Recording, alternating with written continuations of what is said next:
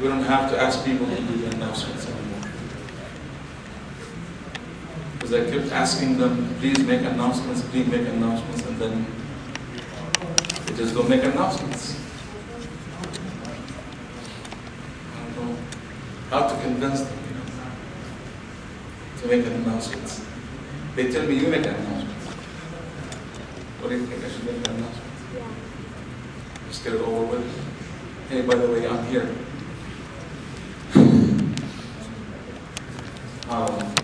Bismillah, alhamdulillah, wa salatu wa salam ala rasulillah wa ala alihi wa sahbihi wa wala.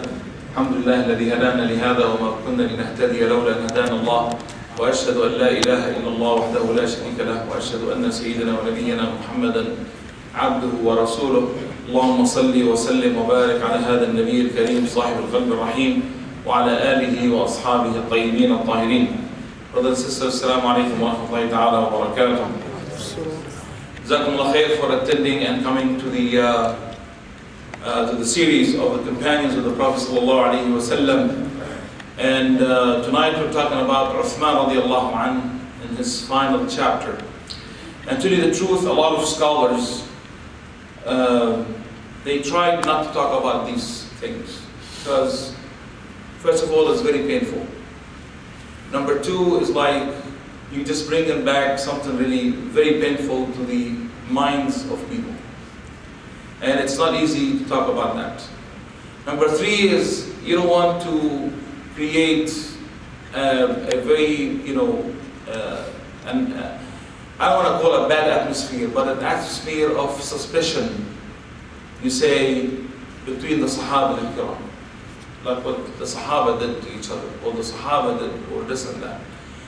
But I found that, not only me, of course, I mean, I'm the least to say about this thing, but if you go to the books of Ibn Kathir, Al-Bidayah wal-Nihaya, if you go to Al-Bukhari, if you go to some of the books that was talked about back in the 200 to 300 about this issue. And I think nowadays it's important to talk about this issue because unfortunately we are indulged. Our communities, our masajid, our countries are indulgent in some of these issues. Talking about, the companions. People, they talk to me a lot of time, they say, is it okay, Akhi, for someone to curse the companions? I said, where did you get that from? He said, well, we hear it, on YouTube, we hear it here, we hear it there, and we hear a lot of things about the companions, and this and that, in a bad way. So I found out that it is really important, it is extremely important to talk about that. And alhamdulillah, we have our authentic resources that we can go to and study and learn. Another thing also is to learn from the past, not to repeat the past. You see, some of the ulama, as I said, there are two school of thoughts. One school, they say that, that era, Allah subhanahu wa ta'ala have purified us and protect our swords from it. Meaning that we were not there fighting, so let's protect our tongues from talking about it. بَرَأَنَا اللَّهُ مِنْ سُيُوفِهَا فَلْنُبَرِّئْ أَلْسِنَتَنَا مِنْهَا. This is one group of ulama. The other group, they say, no, definitely we have to talk about that and explain to people because we will have a lot of questions. We will have a lot of, different wrong ideas also. Especially when I talk about Uthman radiallahu anhu. We'll talk about Uthman, they think, yeah, well, Uthman, and I heard this from brothers. They say, well, Uthman was a weak person. That's why all these things happen. I said, what about Umar radiallahu anhu? Was he a weak person? But he was killed. That was, he was assassin. Was he weak? No. And I'm going to talk about tonight. But when you talk about tonight, we're going to talk in details, hopefully, inshallah. We will have the time to talk about, not in details, very details. There's a lot of details actually, there's a lot of names. And I'm going to mention some of the names that we need to know for later, when we talk about Ali radiallahu anhu and all of that. And we need another point also to see that these companions, even with the worst time that they had, they stick to the leadership. He wrote change. Ikhwan, sometimes we get into conflicts in our masajid, in our community, and you see people start, taking sides with people. I said, this is the wrong thing to do. And you see, when you have the leadership, that's what you need to stick to. Stick to the leadership. Stick to the idea, not to the person. You see, when the Prophet died, people became kuffar. They rejected Islam. But they said Muhammad is dead. Some people, they got weak. And Abu Bakr radiallahu anhu told them, he said, Man kana ya'budu Muhammadan, fa inna Muhammadan qad mat. If you worship Muhammad, know for sure that Muhammad is dead. وَمَنْ كَانَ يَعْبُدُ اللَّهَ فَإِنَّ اللَّهَ حَيٌّ لَا يَمُوتُ. And if you worship Allah, then know that Allah will not die, will never die. He's the one who created death. That's it. So do not take sides with people unless you know that they are on the right path. See, Sayyidina Ali radiallahu anhu said something beautiful. He said, يُعْرَفُ الرِّجَالُ بِالْحَقِّ وَلَا يُعْرَفُ الْحَقُّ بِالرِّجَالِ.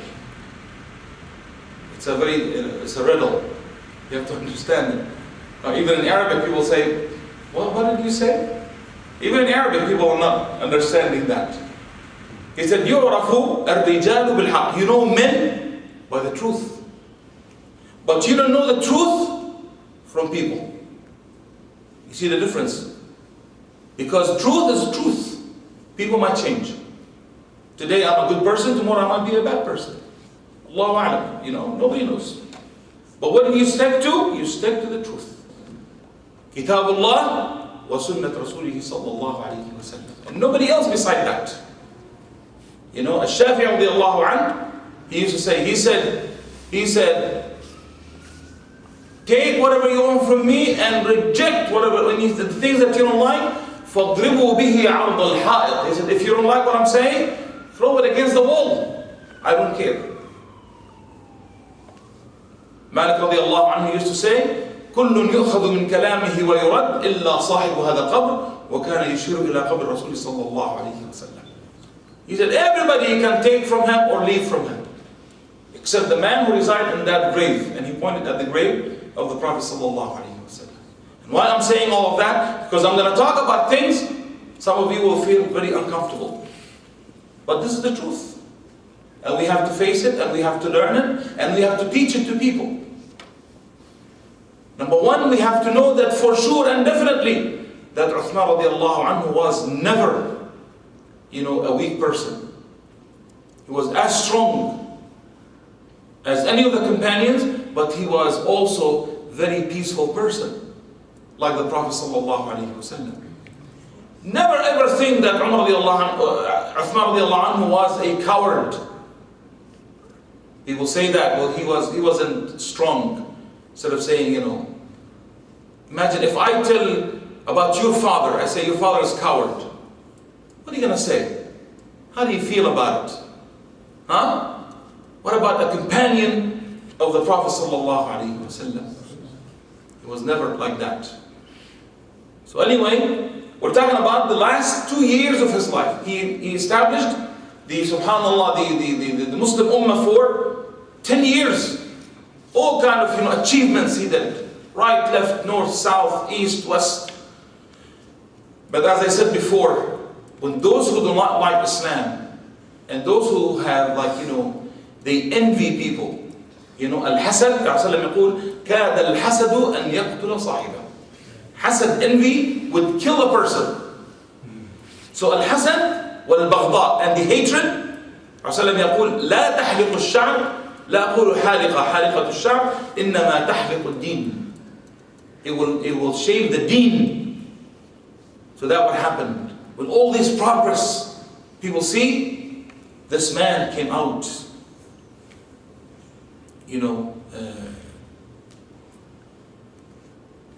this man came out, his name is Abdullah ibn Saba. Remember this name, Abdullah ibn Saba. He was a Jew, and he became a Muslim. He is from Yemen. And he is the one that hated to see Islam is being progressed.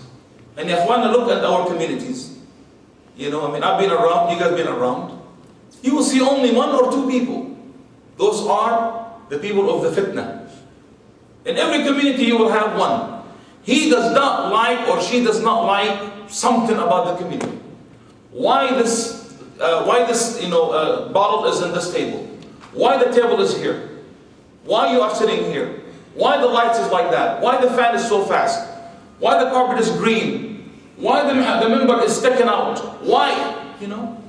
He has all kind of complaints about everything, anything with the masjid, with the community. Nothing is positive in their eyes. I have seen these people in every community. We have those. They come and go, right? And I don't know what their intention. We cannot get their attention. So anyway, this man, he wanted to play this dirty game. So he came to Medina, and he started talking about what? About Uthman radiallahu anhu. Freedom of speech. If you want to correct me, come and say anything you want about me. Because he's the Khalifa, he's not anyone else. So he started talking about him. In Medina, nobody listened to him. In Mecca, nobody listened to him. He went to Asham. Look how he is working hard, to change things. Nobody listened to him. He went to Al-Kufa and Al-Basra. And Al-Kufa and Al-Basra, he found what he wanted. He found the people that they are listening to him. He found his listeners. And also in Egypt. And who are these people? Some of them, they were punished because they did something wrong. They were drinking, they did something. One man married a lady when she was in her, what do you call it, iddah. The period, in her time. When you divorce, you have 4 months? Huh? 4 months. And he married her within these 4 months. So Uthman, he told him, you cannot do that. How dare you do that? This is against Islam. And he got upset that you divorced me from this lady. Some are they were thieves. They couldn't do any more of their business because they were cut off. They cannot do any of that. So they hated him. And of course those who hated Islam, period. So they all have agreed that let's do something. How can we destroy the Khilafah? And they agreed that we need to get rid of Uthman radiallahu anhu. And what their motto? Their motto is Al-Amru bil Ma'ruf wa Nahy anil Munkar. What we are doing is actually, we're enjoying good and forbid evil. We're not doing anything wrong. We're saying Qala Allah wa Qala Rasul. So what happened? They say, well, Uthman, he did not, witness Badr. And Uthman, he ran away in Uhud. We didn't explain about these things before, right? Uthman is spending lavishly on his families from Baytul Muslimin. Uthman punished Ammar ibn Yasir to the point that he opened his stomach. Uthman have beaten up Abdullah ibn Mas'ud. These are all great companions. And we have given all the details about that later before. That all that is nonsense. But it's what? It's all talk. Another thing is, they want to change him, they want to resign, or they want to impeach him. So, they want to start a problem. Where? They couldn't find anywhere. They went to Al-Kufa and they found that. What did they do? They went to Al-Kufa. Al-Walid ibn Uqba was the Emir of Kufa. And he brought people of his own. They went to Uthman. They said, Ya Uthman, your wali in Al-Kufa is drinking. Do you witness? Yes, I witness. Do you swear? We swear. We saw him. So Uthman, he has a witness right there. So what did he do? He brought Al-Wali, he brought Al-Walid ibn Uqba, and he punished him, and he took him out. So he brought Sa'id ibn al-As, he said, let's go, you lead Al-Kufa. Those people in Al-Kufa, they said, no, we don't want him. You see, they want to just stir a problem, they want to start something. They said, we don't want him. He said, whom do you want? They said, we want Abu Musa al-Ash'ari. He said, that's fine. Look at Uthman radiallahu anhu. He's telling, what do you want? You want Uthman? I will give you Abu Musa al-Ash'ari. So Abu Musa al-Ash'ari went and he ruled, Ahlul Kufa. And then he told them, he said, I presented, say Sa'id for you, you don't want him, now you have Abu Musa al-Ash'ari. What do you want else from me? Did I do anything wrong to you? Then, please come and, punish me if you want to. To the point that I will give you whatever you want.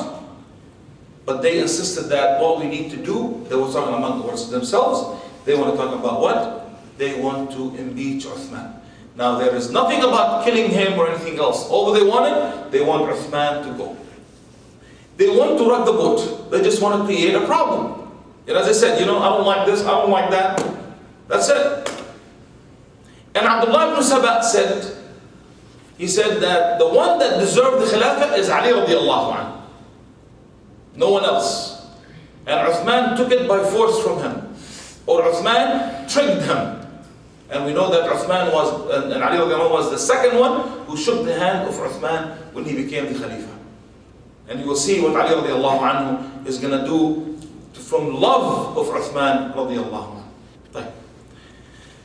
So, Uthman gathered the companions and they asked me, he said, what should I do? Ashiru alay, give me shura. They said, we can go and, just make, quiet people down, explain to them what's going on. And he said, let's do that. So he sent Ammar ibn Yasir. Ammar ibn Yasir, the one that they said that he punished. Look, he sent him out. No problem, right? Ammar ibn Yasir went out to Egypt. Al-Qa'qa' went out to Al-Kufa. And then Abdullah ibn Umar went to Al-Sham. And Usama ibn Zayd went to Al-Basra. To what? To cool people down. And then Abdullah ibn Saba told his people, cool it down. Because these Sahaba are coming to talk to you. Right? Then the companions came back thinking that everything is beautiful and nice. So Uthman asked the people, he said, this is the time of Hajj now. If you have any problem, come to me and I will resolve the issue. Remember what he said before? He said, even if you don't have the money, I will pay for your Hajj. No problem. He said, no one came. Of those, you are complaining about me. You're creating all these, rumors. Why you're not coming? Because they don't want that. They want Uthman to step down, period. Because they feel that he doesn't deserve to be a Khalifa. So,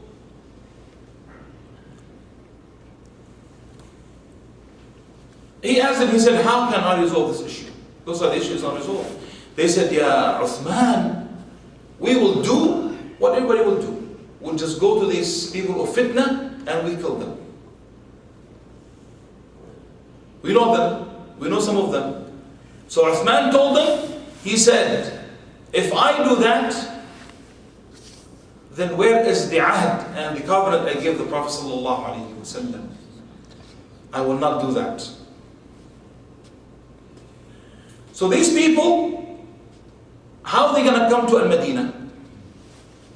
Abdullah ibn Saba, he told them it is time for Hajj. It was during the Shawwal time. Now let me tell you how organized these people are. So what did he do? He told them, he said, come with the Hujjaj, you are wearing the Ihram, or you have the Niyyah for Hajj. You come with the Hujjaj to Al-Madinah Munawwar. Because Al-Madinah has a miqat for the Hajj. So you come to Al-Madinah and then you dress for the Ihram and you go to Mecca. So you dress up and you get ready for Hajj and you come. So from Al-Basra came between 600 to 1,000. And then, of course, the head of them is Al-Ghafiqi ibn Harb. Remember this name. Al-Ghafiqi ibn Harb. And Ibn Saba was with them. And from Al-Kufa, another 1,000 or 600. And Ibn al-Asam was among them. And 1,000 from Egypt. So they were total between 2,600 to 3,000. That's a big number of people.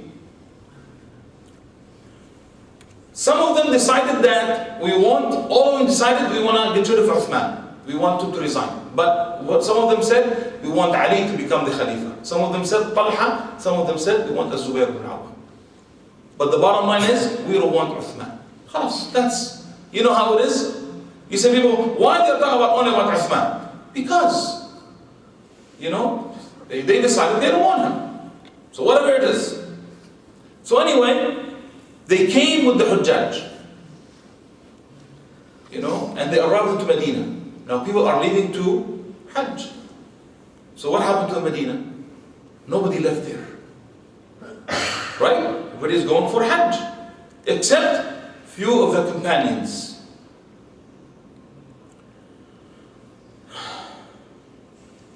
So those, they call them revolutionaries.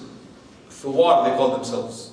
Revolutionaries. They want to, like, revolution, they want to throw out, throw away, what is, they want to throw him out of his, Khilafah. Uthman. So they went in three groups. One group that they like Ali, they went to Ali radiallahu anhu. I told them, Ya Ali, we want you to be the Khalifa and we don't want Uthman. فعلي radiallahu anhu told them, they told him, he said, إن هذا الجيش ملعون. This army is cursed. ملعون على لسان رسول الله صلى الله عليه وسلم. Because he said, whoever attacked Medina is ملعون. Prophet said in the hadith, he said, whoever attacked Medina is ملعون. إذا أنتم ملعونون على لسان رسول الله. Go back. May Allah subhanahu wa ta'ala not give you tawfiq. They want the same thing to Zubayr, they wanted the same thing to Talha, the three groups, and they told him the same thing. And the same time, the companions, they called among each other. They said, come out with your swords to protect Medina, because these people are still there. So they came out with the swords, and they told them, if you try to enter Medina, we will fight you with the swords. Go back. You did not come for Hajj. Your niyyah wasn't right. So go back where you came from. So the people of Ali radiallahu anhu, the people of Talha and Zubayr, they said, if they don't want us, they don't want to, they want Uthman, so who are we to come and do this? So they come some sense to them. So they said, let's go back. While they were going back, of course, Abdullah ibn Saba is not going to give up. So what did he do? He sent a letter with some guy. And the letter says, when these armies go back to their countries, where they came from, and the letter is for the wali, for that, for that area, he said, cut their heads, cut their legs, cut their arms, and crucify them all. And he signed it with the Khatam al-Nubuwwah. That letter never came from Uthman. So when the army was leaving, that man came and he told them, look what Uthman is doing to you guys. Sabotage, yeah, of course. Lying. He said, look, you trusted him, you're going back home, look what's going to happen to you. When you arrive there, you will be killed. So they turned around and they came back to Medina. It was night, and nobody, people of Medina thought that, these people left. So they came at night, and they took over Medina. They controlled the Medina. They controlled everybody. They took the weapons and the swords from all the companions. The spears, the arrow, everything. They controlled the Medina, especially in the masjid and around the masjid, because the companions are living around the masjid. And they surrounded the masjid and the houses of the companions. So Uthman said, what do you think? Should I resign? Because see, his point is, he doesn't want a drop of blood to be spilled on the land of the Prophet ﷺ. He said, should I resign? So Ibn Abbas said, he told him, Ya Amir al-Mu'mineen, لا تنزع قميصا قد قمصك الله إياه. Allah have given you this dress to be a Khalifa. And don't make it a joke. It become a joke, but today you want him, we don't want him. He said, don't do that. He said, كُلَّمَا غَضِبَ قَوْمٌ عَلَى خِلِفَتِهِمْ نَزَعُوا. Every time people don't like you, they just take you away and put somebody else. What is this? It's not a joke. This is the Khilafah we're talking about. And then from the Ansar, Zayd ibn Thabit came with some of the people of Ansar who live outside the skirt of Medina. They said, Ya Amir al-Mu'mineen, I came to you with the Ansar. Like the day we came to to protect the Prophet sallallahu alaihi wasallam. And today we are coming to protect you. And look, they are wearing their armors and they have their swords and they are ready to fight for you. What do you think? And this is the second time we're going to stand up. Twice we did it now so far. فقال عثمان, go back. We don't want any fight. We don't want, because see, what happened is it would be a big, huge massacre in Medina. A lot of people are out, not there. Fine. So Muawiyah radiallahu anhu sent it to him because he was the Amir in Sham. He told him, Ya Amir al-Mu'mineen, why did you come to Sham? He was afraid for his security, for his safety. Something going to happen to him. He said, why did you come to Sham? I will protect you there in Sham. And he told him, I did not come here all the way to be next to Rasulullah to leave Medina al-Munawwara. And I'm not coward to leave and people will say, look, he is coward, he ran away. I'm not going to do that. I will not do that. And then the same thing he told him, what about we will send you an army so they will protect you. He said, if I do that, there will be a big, huge massacre in the land. Then at that time, Uthman wrote a secret letter to all the towns and the countries outside. And he told them, Allah subhanahu wa ta'ala have sent the Prophet sallallahu alayhi wa sallam bashiran wa nadiran. Then he left. Then Abu Bakr came and Umar. And I was entered into this thing. And I became the Khalifa and I did not ask for it. And I tried to do my best to help and to bring, peace into the land. But then I guess today is like the day of Al-Ahzab. When all the troops and the people, federations came to attack Medina, he said, today is like the day of Al-Ahzab. So if you can come and protect the Medina, do so. But ya akhwana, there is no FedEx.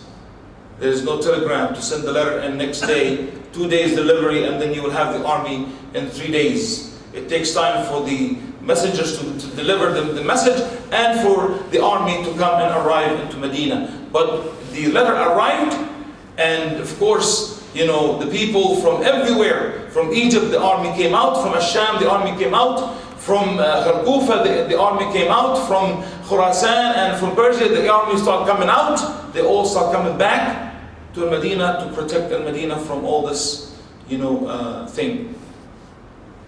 Of course, in the same time, the news traveled. And people in Medina and Mecca, in Kufa, they will tell about the story that, hey, there's an army coming toward you guys, what's going on? So, that you don't know now who's doing what. Fine. It was day Friday. And Uthman has to give a khutbah. Where are those troublemakers? Are around the Medina. They are in the masjid. Now we say Umar is coward. Uthman is coward, right? So he came. How old he was at that time? He was 82. He wasn't young. He was 82. So he stood up. And after he said, Alhamdulillah wa salatu wa salamu ala Rasulillah, he said, and then he said, Wallahi, فوالله إن أهل المدينة, Allah knows, إن الله يعلم وأن أهل المدينة تعلم أنكم ملعونون. He's talking to who? To the troublemakers. They are in the Jumu'ah. They are praying Jumu'ah with him. He said, you are cursed on the tongue of the Prophet sallallahu alaihi wasallam. So wipe your sins with the good deeds, because there is no way you can wipe your sin without good deeds. So one of the companions stood up and he said, Ashhad ala dhalik, I am a witness upon that. Another companion stood up and he said, Ashhad ala dhalik. What are they trying to do? They're trying to move the people of Medina against these people. But he said no one had any weapons with them. All what they had is what? Rocks. So these troublemakers drove their swords and they start putting people down on the ground. And the Sahaba start hitting them with big rocks. So what they did, they started hitting each other in rocks in the masjid of the Prophet sallallahu alaihi wasallam. To the point that one of those, troublemakers stood up with a big rock and hit Ali Uthman radiallahu anh. Uthman, he passed out. So they took him to his house, and they never finished Salatul Jumu'ah. So they came to Uthman radiallahu anhu, and they told him, Ya Amir al-Mu'mineen, you have three options. Option one, wear the ihram and go out for Hajj. No one is going to talk to you. This way you will be saved and you will be in Mecca. Number two, go to Asham and you can be protected there. Big army. Or let us go out and fight them with our hand even. قال Uthman radiallahu anhu, he said, I will not accept any of them. I will not deceive people that I'm going for Hajj and I'm not going for Hajj. And I will not run away. People will say he's coward. And I will not let you fight them, because I don't want a drop of blood to be spilled on the land of the Prophet sallallahu alaihi wasallam. The Ikhwana, he was afraid for the community. Right. So the Hajj started and people start going for Hajj. And the intense of the siege become more and more on the house of Uthman radiallahu anhu. Now the news already traveled, and they were, those troublemakers already been informed that the armies are coming to Medina. So they started talking to each other. She said, what should we do? If we leave, we are doomed. If we stay, we're doomed. So what should we do now? So some of them start talking about killing Uthman radiallahu anhu. The jarru, being to the point that you have no return. You want to what? You want to kill Uthman radiallahu anhu. They said, you know what? We don't want to kill him physically, with our hand. So what they did, they stopped the food and the drink. So he cannot eat or drink. He's old. If you're 82 years old, how long can you last without water? So the first day, he fasted. The second day, he said, I need water. So they brought him a salt water from the sea. He said, here, drink this. He said, SubhanAllah, I'm the one that bought Bi'ru Roma in Medina to feed people, to give people free water, and you are preventing me from drinking water. What about food? No food. Ali radiallahu anhu tried that, to bring the food. They refused him to go inside his house. Safiya, Habiba, the daughter of Abu Sufyan, because she was from the same tribe. And she came on riding on a mule, and she told them, I need to talk. She had the food and the water hidden under her clothes. And they told them, I need to go inside to see Uthman, because there's a lot of wasaya and wills. We need to talk about that. And one of them said, you are lying. Can you imagine someone telling al-Mu'mineen? He said, you're lying. You bring in food with you and drink for Uthman. So he hit the mule in his face with the sword. So the mule started running, and Habiba radiallahu anha almost fell, and she broke her neck. Ali radiallahu anhu ran after the mule, and he stopped the mule. Now you say, why the companions are not doing anything? You see, the companions are ready. But Uthman told them, you don't dare to raise your sword. Look at the obedience of the Khalifa. Leader, he told them, do not do that.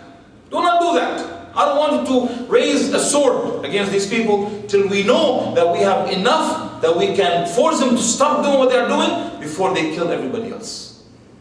So he was waiting for the army to come from outside. Not only that, they said, you know what? 2 days, 3 days, he's not dead. They said, you know what should we do now? We should do something else. Should we go inside and kill him? Ikhwanna, killing a human being, especially a companion of the Prophet ﷺ, takes a lot of guts. Takes a lot of, not guts, takes a lot of satanic, mind and devil mind to do something like this. Anyway,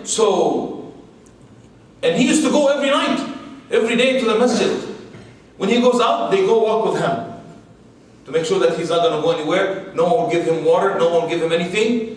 And they used to tell him, one of them was telling him, he said, Wallahi, I will kill you and I will put you on a sick, camel. So the whole town will see you.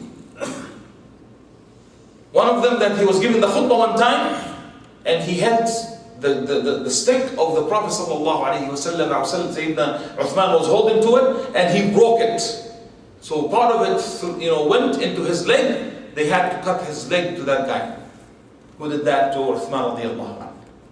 But look, even the stick of the Prophet ﷺ, that if you see it right now, you might just kiss it, right?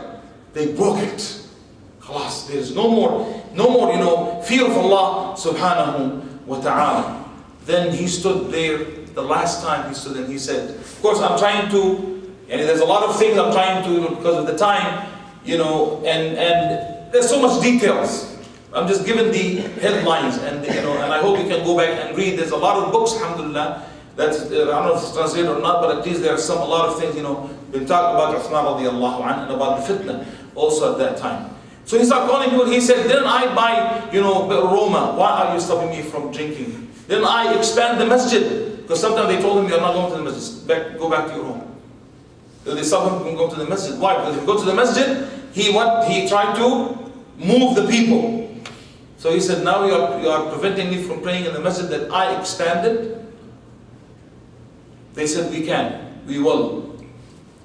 So anyway, Ali radiallahu anhu felt that the moment is coming very soon. So he sent Al-Hasan wal-Hussein and Abdullah ibn Zubayr. He said, go and, guard his house. So they went to guard their house.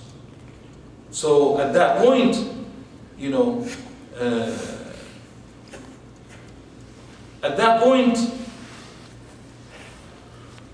it was the 18th of the Hijjah, where Muawiyah was about 3 days away from Medina. And the news already came to those troublemakers that they are very close to you. So anyway, at that point, it was Thursday. Uthman radiallahu anhu had a dream. The Prophet ﷺ came to him in the dream and he told him, عطشوك يا عثمان, they made you thirsty. قال نعم يا رسول الله. He said, they made you hungry. قال نعم يا رسول الله. He said, they put siege on you, يا عثمان. قال نعم يا رسول الله.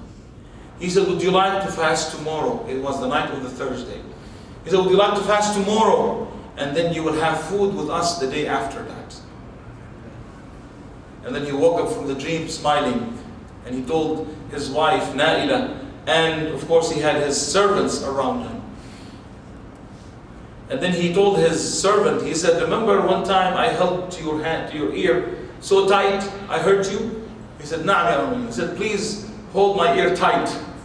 So, you can really take your, revenge from me, because I might die tomorrow. Do that. And he said, no, ya Amir al-Mu'mineen. And then they said, let's go inside to kill, to kill Uthman. They said, who's going to go inside to kill Uthman? They said, we cannot, there's Abdullah ibn Zubayr inside, and Al-Hasan wal-Hussein. So they entered, and when Abdullah ibn Zubayr saw that, he started fighting them. So he killed 1 or 2 or 3. And Uthman heard. He said, Ya Abdullah, didn't I order you not to raise the sword? Leave.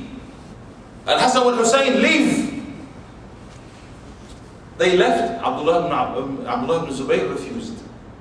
He said, I will not leave. I will not see you dead in front of my eyes. I cannot do that. So what they did, they started the fire in the outside of the house for Abdullah ibn Zubayr to go and see what's going on, so they can go inside and they want to, kill him. So what they did, they start throwing stones at his house, rocks. They start rocks at his house. So he came out and he said, don't you feel shy? Don't you feel ashamed of yourself? You know that I'm not the only one in the house? Don't you have any, shyness, any haya that you're doing this? They said, oh, we are not the one who's throwing the stones or the rocks. It is Allah. They're mocking him. He said, "You're lying. If Allah was throwing the stones, He would never miss me. He would have got me right." So, yeah, so look how they are so bad with that. So a man entered from Bani Layth. And all this time, by the way, Uthman is sitting reading the Quran. Opening the Quran, reading the Quran. Ibn Layth came in. And Uthman looked at him. He said, "Min ayna ant? Who are you?" He said, "Ana Ibn Layth, from the Qabila, from the tribe of Layth." He said, "Lasta bi sahibi. You are not the one who's going to kill me." He said, "Why are you saying that?" He said, "Because the Prophet ﷺ have prayed for you guys. Have prayed for your safety. Have prayed for you to be guided." So the man felt so shy, and he left completely the whole group. Look how strong is the faith, ya akhwan, of a person who doesn't have anything in his hand but his faith. Another man entered from Quraysh. He said, "You are from Quraysh. Go inside. He's Quraysh. You can't kill him. He's Quraysh. You're Quraysh. Kill him." Salat al-Isha is 9:30, right? Yes. 9:30. So he entered and he said, "Inni qatiluk." I'm going to kill you. Allah, they said, "You know what? This is the time we have to kill him." قال إن الله قد استغفر لكم. Allah subhanahu wa ta'ala have forgiven you. قد غفر لكم. Allah asked you to make istighfar. Remember? You made istighfar when you entered Medina, Mecca. So the man made istighfar and he left. The one who entered the third one was Muhammad ibn Abi Bakr radiallahu anhu. And he was the only one from the companions. Ikhwana, make sure none of the companions were there against Uthman radiallahu anhu. Except this man was Muhammad ibn Abi Bakr radiallahu anhu. Why? Because he punished him one time. He punished him and he told him, he said, "Wayhak, waylak, woe to you. You are upset? You're upset because I have established the rule of Allah subhanahu wa ta'ala on earth. So you're upset?" So he left. There's another riwayah, they said that he wanted to hold to his beard. And Uthman said, "Allah, Allah, your father used to kiss this beard so many times. And now you're holding to it." So Muhammad left and he told him, "I'm not going to go back." He left them completely. He left the whole group. Then they said, "What should we do? No one wants to get inside and to kill this man." So 3 people got in. Qutayra wa Saudan wal Ghafiqi. 3 people. Those are not from the Sahaba, not from the Tabi'een, they're from the troublemakers. They entered. So he looked at them. They said, "Go ahead, kill him."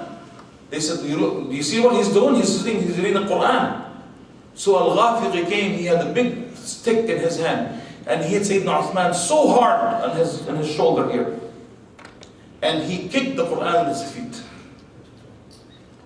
So they say the Quran went out, turned around, and came back again on the lap of Uthman radiallahu anhu.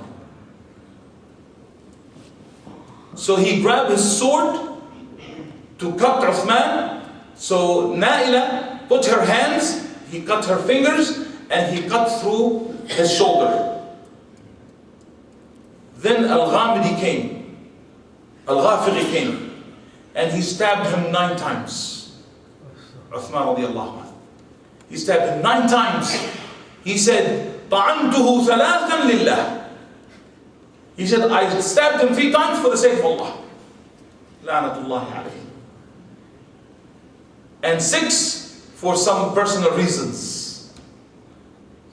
And then the other man came. Qutayra came, the other man.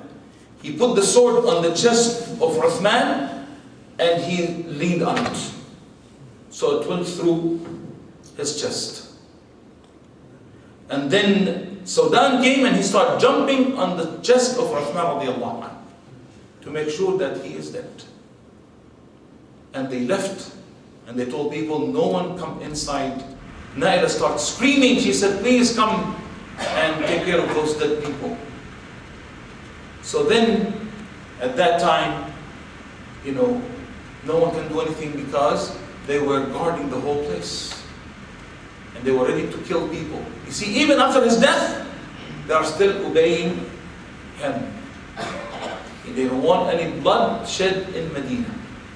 Will say, this is crazy. I cannot believe this. But this is what happened in Uthman. So anyway, Uthman was reciting, فَسَيَكْفِيكَهُمُ اللَّهِ. Uthman was reciting, فَسَيَكْفِيكَهُمُ اللَّهِ وَهُوَ السَّمِيعُ الْعَلِيمُ. Allah will be sufficient for you. They say in the history, none of those people who came from the 3,000 people, they all were killed. They all were killed. 2 of them were killed back after 35 years when they were like 80 or 70 years old. They were all killed. They all killed. Uthman radiallahu anhu died when he was 83 years old. And he was buried in al-Baqi'. Of course, at that time, we're gonna continue, inshallah. We're gonna talk about Ali radiallahu anhu. We're gonna start next Tuesday talking about Sayyidina Ali radiallahu anhu. We're gonna talk what happened to him and what happened to those people and the fight and why the dilemma and all this, thing that the fitna that happened at that time and the killing of Uthman and the killing of Ali radiallahu anhu. But as I said, it is very sad history. But then we have to learn from it. We have to know, it is right, it is wrong. We need to continue that, inshallah. By this, I finished the story of Uthman radiallahu anhu. Uthman is the one that Allah subhanahu wa ta'ala have given the glad tidings of Jannah. Is the one that married his 2 daughters to him. Uthman radiallahu anhu is the one that they call Uthman al-Ghani, the rich one, the one that he spent his money for the sake of Allah subhanahu wa ta'ala. And ask Allah subhanahu wa ta'ala to, protect us from all fitna. From all the fitna, Ya Rabbil Alameen. Ask Allah subhanahu wa ta'ala to protect our masajid, our ulama, and our scholars, and our families, and our children from all hardship and all pain, Ya Rabbil Alameen. Subhana rabbika rabbil izzati amma yasifun, wa salamun ala al-mursaleen, walhamdulillahi rabbil alameen. Assalamu alaikum wa rahmatullahi wa barakatuh.